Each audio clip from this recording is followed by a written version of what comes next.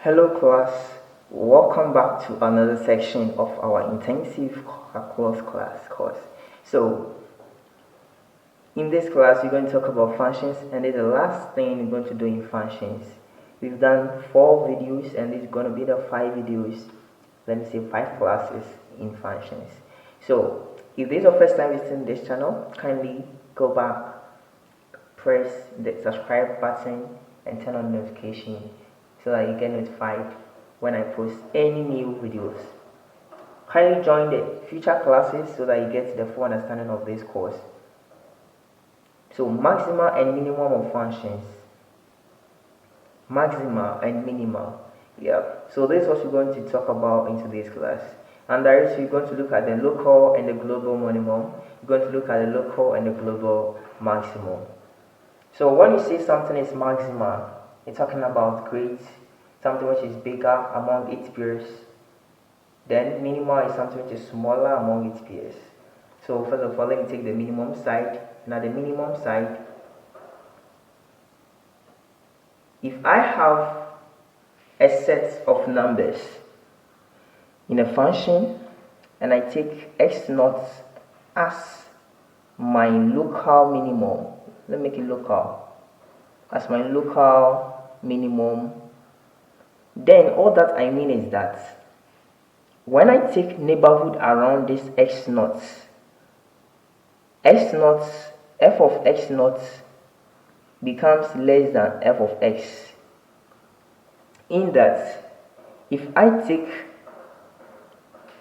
any neighborhood of x0 which is x,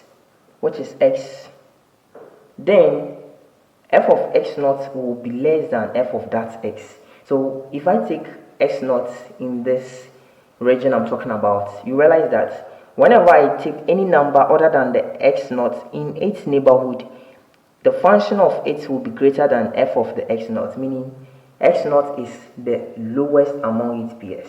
So we say the local minimum, as simple like that.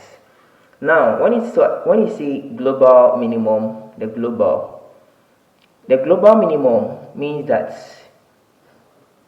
when I take x0 as my global minimum, the implication is that when I take a function of x0, it will be less than or equal to the function of x for x, which is the entire domain. So in the entire domain, if I find a function of x, it should be greater than this function of x0, which I have chosen as my global minimum. Let's see this graphical representation for you to get a better understanding. If I draw a graph like this, I'm going to have something like this. Then I'll come down. Then I'll also come down as my curve. So in this curve, when I take a number here as x1, it's a minimum value among its peers here. When I take here, this is also a minimum value among its peers here. Now we say that this and this are what we call the local minimum. But when I come and choose a number here, x3, you realize that it is below the entire graph, the entire domain. Hence, this becomes our global minimum. So that is the graphical representation. Let's go to maximum. The maximum is not different from the minimum as we talk about. The local minimum is simply that if I choose any x0 as my local maximum, then it means that f of x0 is always greater than or equal to f of x, where x is the neighborhood of x, x0. So around x0, the function of any number I choose should be less than the function of that x0 I've chosen. Hence, x0 is going to be above its peers. Then for the global maximum, you realize that if I take f of x0, where x0 is my global maximum, it should be greater than or equal to f of any other number in the domain, any other member of the domain. So a graphical representation, if I draw, I can have something like this. then something like this. So realize that this is above its PS x1, hence it is a local maximum.